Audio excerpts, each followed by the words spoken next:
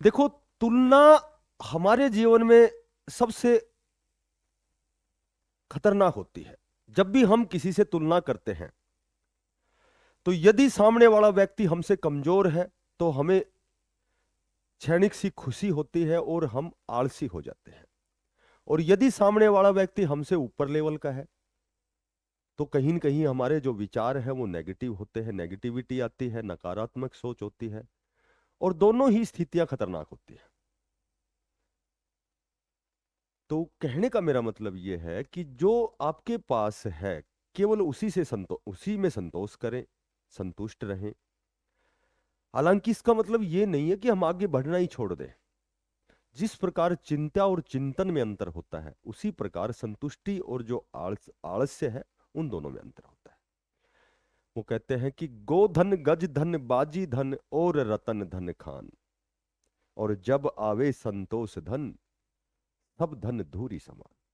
नमस्कार प्यारे बच्चों। देखो, बहुत अच्छी अपडेट है, छोटी छोटी 3-4 अपडेट है जो लेटेस्ट, जो भी न्यूज है फिलहाल जो वर्तमान में चली हुई है, आज का जो परिप्रेक्ष्य है उसके में लगातार यही बातें, यही वार्तालाप, मंथन, विचार विमर्श, ये सारी चीजें फिलहाल चल रही है।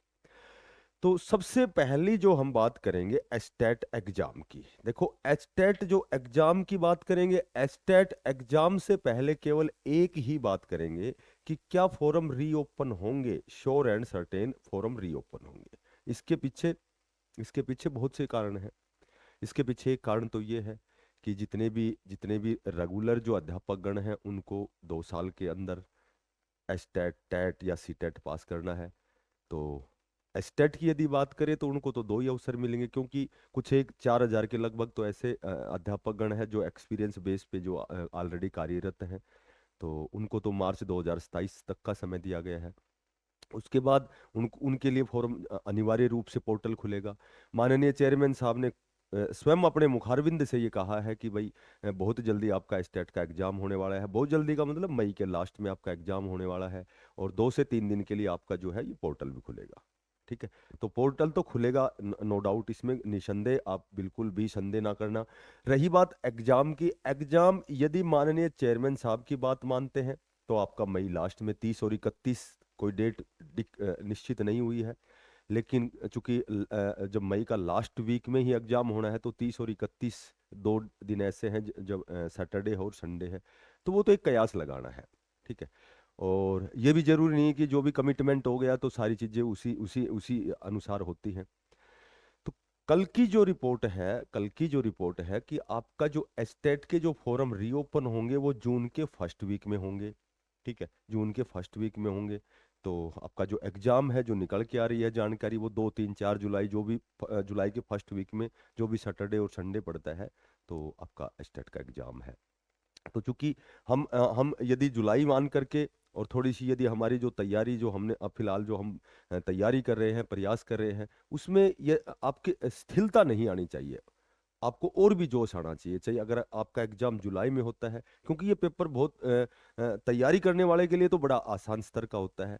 लेकिन जो नया कैंडिडेट है, ठीक है, या फिर जो जिसको समय पर्याप्त नहीं मिला तैयारी का, तो उसके लिए जुलाई बेस्ट टाइम रहेगा कि कम से कम आपके पास मई है, जून है, 2 महीने हैं। ठीक है, अब ये ऐसा भी ये क्लियर नहीं है कि आपका एग्जाम जुलाई में होना है या मई के लास्ट में होना है या जून में होना है। लेकिन जहां तक जानकारी निकल के आई है कि जून के फर्स्ट वीक में आपके फॉर्म 2 से 3 दिन के लिए रीओपन होंगे, पोर्टल खोला जाएगा, और उसके बाद जुलाई में आपका जो है वो एग्जाम होगा फर्स्ट वीक में। बाकी मैंने पहले भी यदा कदा आपको बताया है कि ये हमारे लिए मायने नहीं रखता कि भाई आपका एग्जाम कब है। मायने ये रखता है कि हमें वो टेस्ट पास करना है। ठीक है, तो अब हम बात करते हैं, देखो, कि टेट सी टेट, सभी को पता है कि सुप्रीम कोर्ट द्वारा, सबसे पहले तो मैं आपको दिखाई देता हूँ कि आए दिन इस तरह की खबर आती रहती है कि सुप्रीम कोर्ट के आदेश पर शिक्षा विभाग का बड़ा फैसला, रिटायरमेंट में 5 वर्ष यदि बाकी, तो शिक्षकों को 2027 तक एस्टेट करना होगा। तो ये तो एस्टेट हरियाणा की बात है, बाकी सी टेट की भी वही कंडीशन है, या किसी प्रकार के स्टेट में जो भी टेट तो करना ही करना अनिवार्य है, जो भी ऑलरेडी लगे हुए हैं। तो ये आपको जो समय सीमा में एस्टेट पास करने में विफल रहेंगे, उन्हें नौकरी, इस तरह की आपको लगातार जो है वो न्यूज पढ़ने को मिलती हैं। तो अब हम बात करते हैं, देखो जो सुप्रीम कोर्ट द्वारा 1 सितंबर 2025 को ये स्पेशल निर्देश और आदेश दिए गए थे कि जो भी ऑलरेडी जो अध्यापक है, जो अध्यापन करता है, जो रेगुलर जो अध्यापक गण है, तो उनको विद इन 2 इयर्स में जो टेट और सी टेट एस टेट जो भी टेट एलिजिबिलिटी टेस्ट है, टीचर की जो एलिजिबिलिटी टेस्ट है राइट टू एजुकेशन के तहत, उनको 2 साल के अंदर ये करना है। अब इसमें भी बहुत से मतभेद हैं। कहने वाले ये भी कहते हैं कि ये तो बहुत आसान सा एग्जाम है, यदि अध्यापक जो 10 साल से 15 साल से 20 साल से पढ़ा रहे हैं तो उनके लिए बहुत बड़ी बाधा नहीं है कि भाई ये इनसे ये एलिजिबिलिटी टेस्ट पास ही नहीं होगा। जब जब जब उनका काम ही केवल पढ़ाना है, जैसे एक अध्यापक हो गया, एक डॉक्टर हो गया, एक वकील हो गया, उसको तो ताउम्र पूरी जिंदगी ही उनको तो अध्ययन और अध्यापन, ठीक है, उनको तो लगातार अध्ययन करना पड़ता है। तो कुछ एक ये भी कहते हैं कि बहुत सा वाइड एग्जाम है, क्योंकि वो तो पार्टिकुलर सब्जेक्ट पढ़ाते हैं, ठीक है, टीजीटी में पार्टिकुलर सब्जेक्ट पढ़ाते हैं। तो उनके लिए चाइल्ड डेवलपमेंट पेडागोजी हो गई या फिर और बहुत से प्रकार के वाइड एग्जाम है, तो उनकी तैयारी करना बिल्कुल भी आसान नहीं है। बड़ा इसमें क्लिष्टता है कि भाई इतना हम इतने सब्जेक्ट इतने जल्दी कैसे तैयार करें। तो इस तरह की बातें लगातार चल रही हैं, ठीक है। तो 1 सितंबर 2025 का मतलब है कि सभी जितने भी अध्यापक गण हैं, जिनकी अभी आपने देखा होगा कि जिनकी जो सेवा है वो 5 साल से कम है, तो उनके लिए एग्जम्पशन दी गई है, उनके लिए छूट दी गई है, बाकी सभी को ये करना है। और उनको भी केवल यही एग्जम्पशन है कि चाहे वो टेट पास ना करे, पर उनका जो पदोन्नति है, जो उनका प्रमोशन है, वो अवरुद्ध होगा, वो नहीं होगा, ठीक है।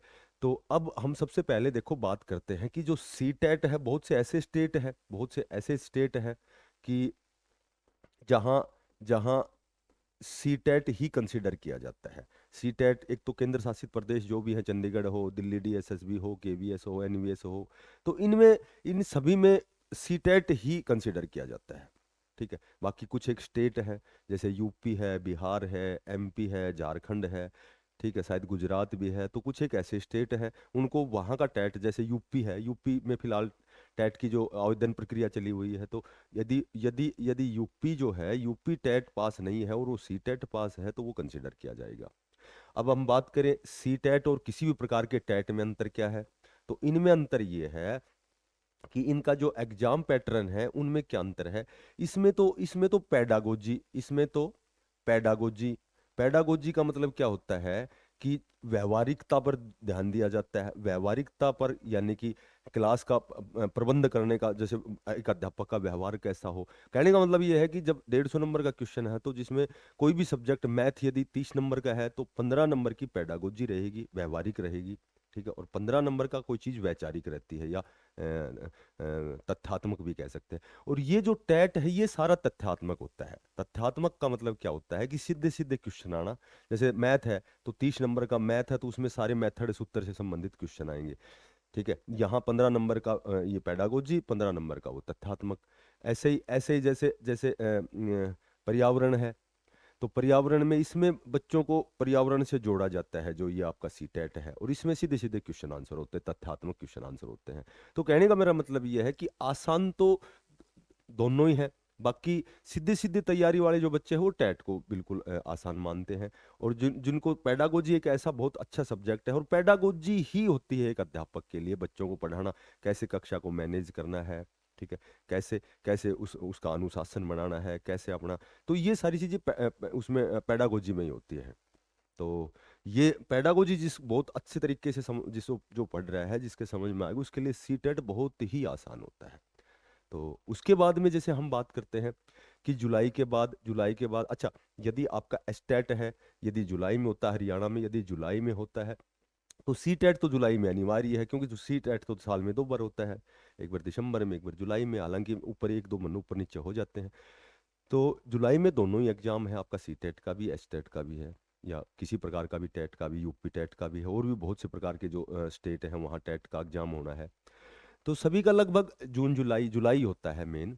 तो यदि आपका एस्टेट मई लास्ट में नहीं होता है, तो जून में शायद आपका फॉर्म रीओपन होंगे, जहाँ तक जानकारी है, फर्स्ट वीक में, और उसके बाद जुलाई के फर्स्ट वीक में आपका एग्जाम होना है, ठीक है, फॉर्म रीओपन होंगे।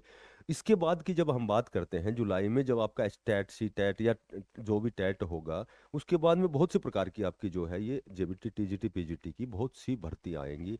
फिलहाल मैं आपको बता देता हूँ कि रेस्ट ऑफ हरियाणा शेष हरियाणा में जो जेबीटी की पोस्ट है, ये मैंने आपको पहले कई बार बताया है। आप खुद देखेंगे कि लगभग 4,000 प्लस पदों पर आपका नियमित जो है नोटिफिकेशन आपको बहुत जल्दी देखने को मिलेगा। जुलाई का जब एचटेट आपका एग्जाम होगा, उसके बाद परिणाम घोषित होगा, तो उसके बाद आपका जो है ये रेस्ट ऑफ हरियाणा जेबीटी की हो सकता है। टीजीटी जो पीजीटी की, ये भी बहुत बड़ी पोस्ट पे आपका जो है नोटिफिकेशन आए, लेकिन ये इसमें मैं थोड़ा सा ये अलग से इस पर कयास लगाता हूं। तो हो सकता है कि 2026 का जो दिसंबर में आपका स्टेट होगा, हो सकता है उसके बाद निकले और पहले आ जाए, तो ये कोई बहुत बड़ी बात नहीं है।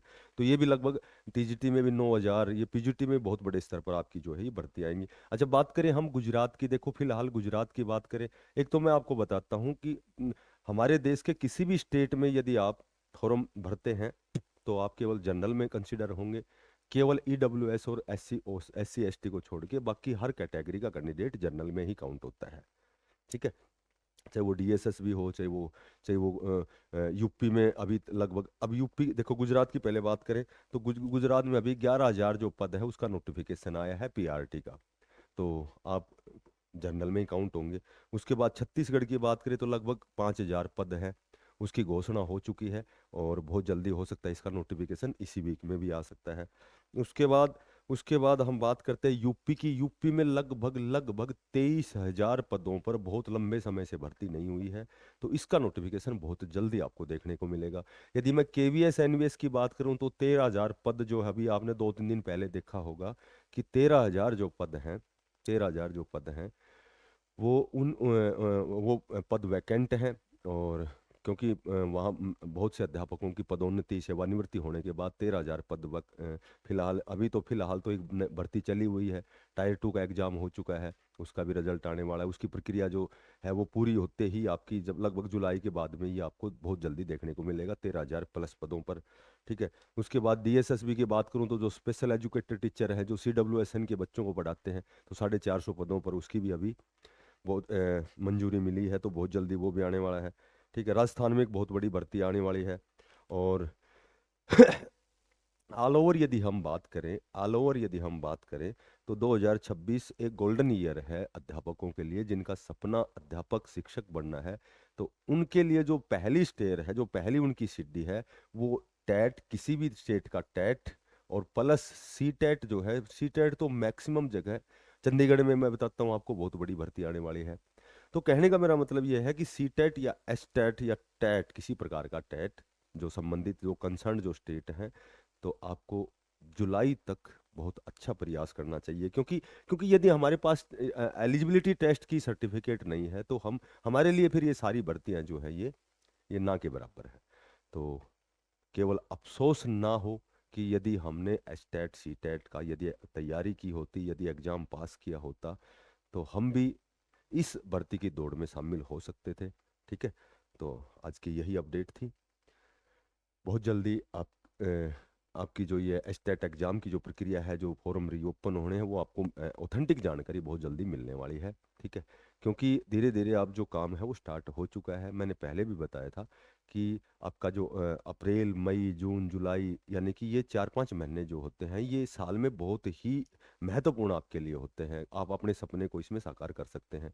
ठीक है, जो भी आपने, जिस दिशा में आपने प्रयास किया है, उस लक्ष्य को आप अचीव कर सकते हैं, गेन कर सकते हैं। वो कहते हैं कि मंजिलें उन्हें मिलती है जिनमें जान होती है, मंजिलें उन्हें मिलती है जिनमें जान होती है, और पंखों से कुछ नहीं होता, हौसलों से उड़ान होती है। फिर मिलते हैं नई अपडेट के साथ, तब तक के लिए बेस्ट ऑफ लक, सभी को धन्यवाद। राम राम।